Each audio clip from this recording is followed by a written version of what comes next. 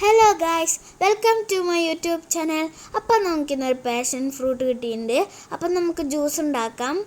ആദ്യമായിട്ട് ഇത് മുറിച്ചെടുത്ത് അതിൻ്റെ ഉള്ളിലത്തെ പൾപ്പ് നമുക്ക് എടുക്കാം.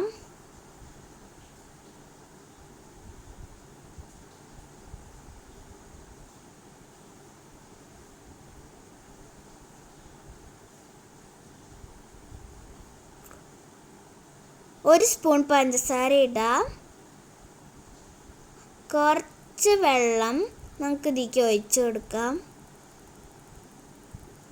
നന്നായിട്ടൊന്ന് മിക്സ് ചെയ്യാം.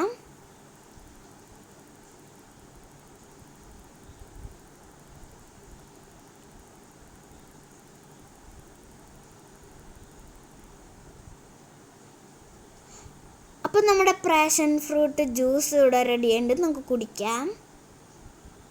നല്ല ടേസ്റ്റ് ഉണ്ട്. അപ്പോൾ എല്ലാവരും ഈ ജ്യൂസ് ട്രൈ ചെയ്യണേ.